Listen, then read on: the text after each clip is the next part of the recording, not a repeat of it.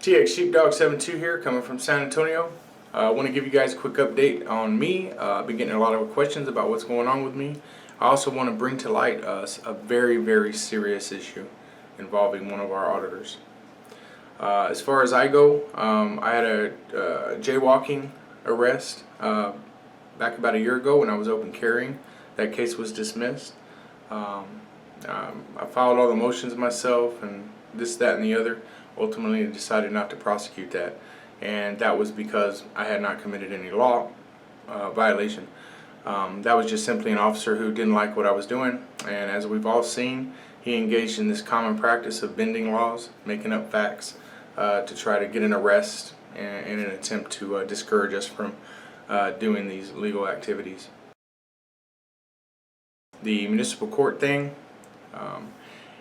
that is still in the works. They still do currently have a court order prohibiting any type of recording, audio or visual, inside of that building, including the common areas and the public areas. They had allowed it, but after they got busted doing some stuff, and their bailiff, damaged our cameras and stuff like that, they came out with that order. That is the only action they have taken. They have ignored every complaint that I have filed. There was one time where I caught an administrator walking down the hallway, and she literally started fast stepping away from me as I'm asking her if she's going to take care of these problems. They won't let me upstairs without an escort. They have hired police officers in their off-duty capacity to be there. So the city is paying probably around $35 an hour to have officers there with their body cams to, I don't know, enforce that court order. Because when I walked in one day, the first thing they did was start reading me that court order, I guess, to notify me. So it's just that, yeah. I don't even have to speak on that. We all know what that is. Big things are in the work at municipal court. We're not going to let this stand. I can assure you that most likely it's going to result in me being arrested for contempt of court, for contempt of that court order. But we're continuing to work on that, and stay tuned. That's going to happen. The situation where I was pulled over with no probable cause at all, and no law violation because they wanted to preach to me about a parking rule. I filed an internal affairs complaint. The complaint was unfounded. I filed a complaint back at that National Guard video where I was handcuffed for 40 minutes. They were trying to give me a trespass warning.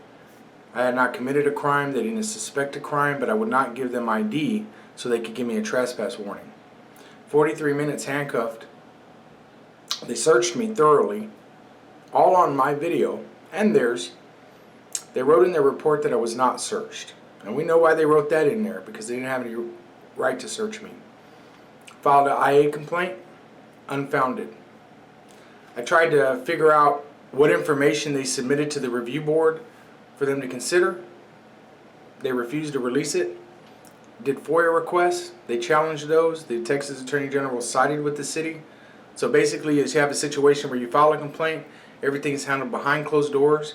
There's no transparency, and they just come out and flat out say, we didn't find anything, even though you show them an officer searching someone and writing that he didn't search someone.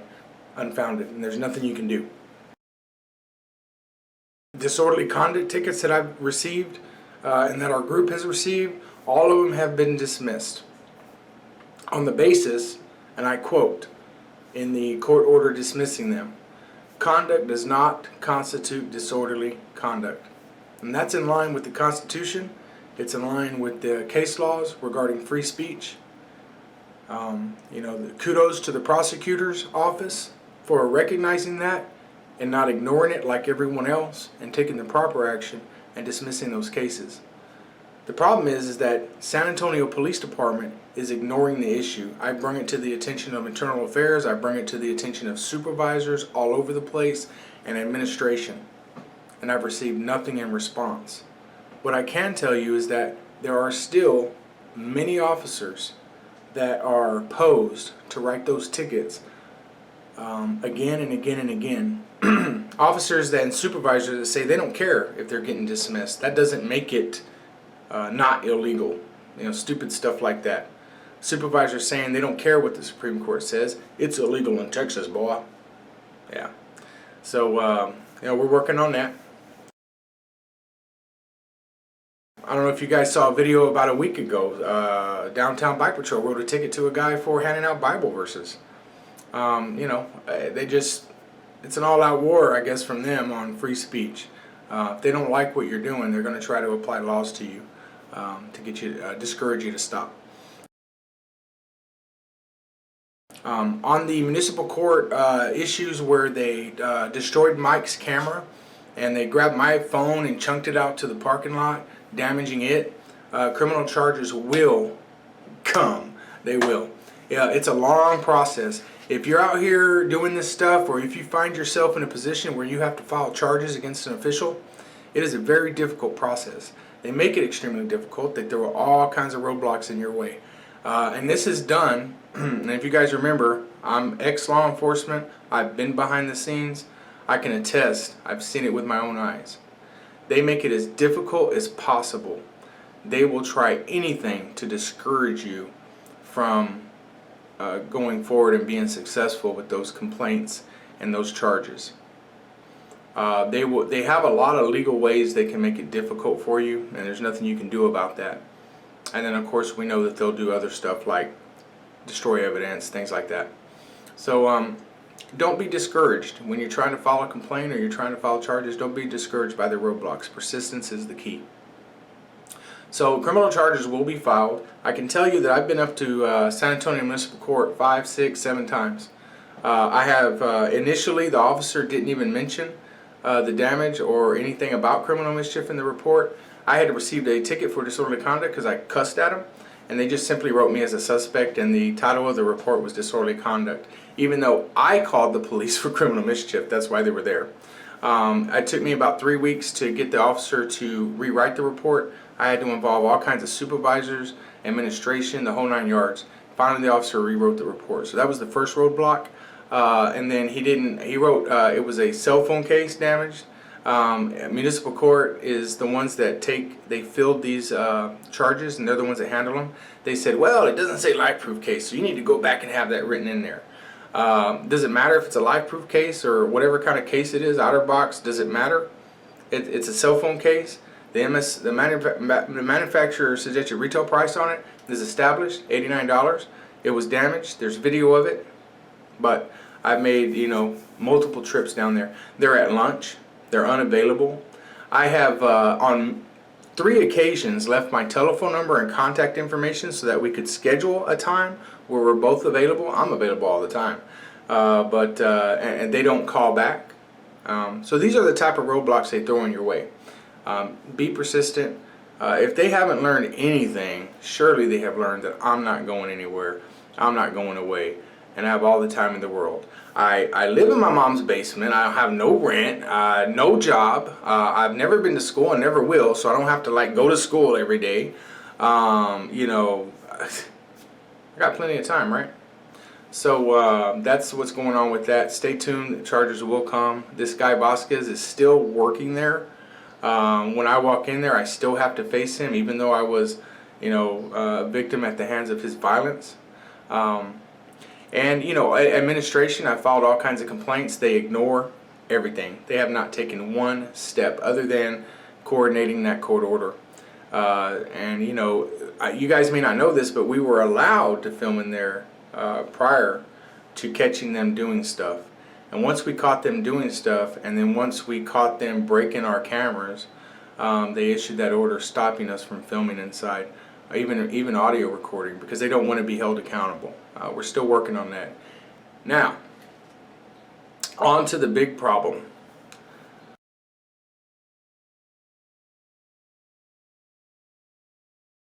Alright guys, I need to talk to y'all about a situation that frankly I think is the most egregious thing that we have encountered so far.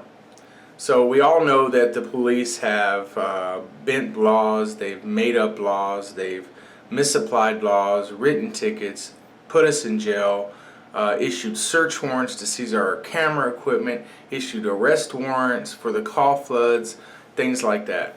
And they do this in an attempt to discourage us from engaging in what we're doing.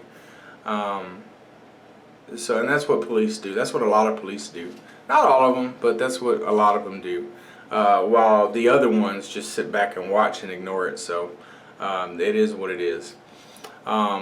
Mike was outside filming at the public safety headquarters here in San Antonio.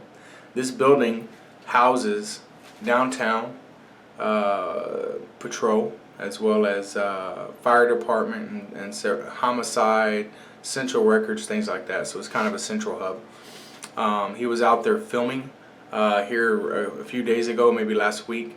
He was surrounded by some police, and they tried to stop him. He didn't let them. Frankly, I thought it was funny. He looked like a ringmaster at a circus. You know, 3-car, 3-ring circus. They were all turning donuts in the street and stuff. Big fail on their part, so that was kind of funny. But remember, they were trying to stop him. That's important. Just keep that in mind for a second.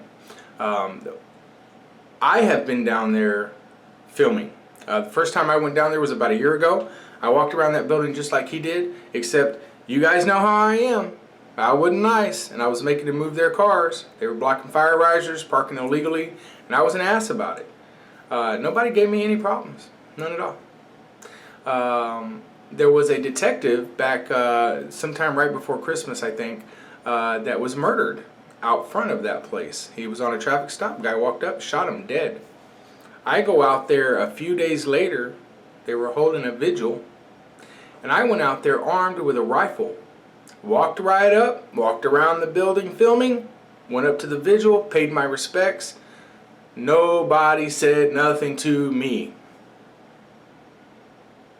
Yet Mike goes out there and he films, and not on one occasion but twice he was surrounded by police for being suspicious. Now, if you guys don't know Mike, I'll describe him for you. He is a skinny Mexican that has tattoos from head to toe, long hair, goatee, to your La La Land white boy. He is scary. He is a scary thug. I mean, he's that kind of person that your typical, white person that is racist runs across the street to walk by. Locks as many doors as they can in their car if they see him. He looks rough.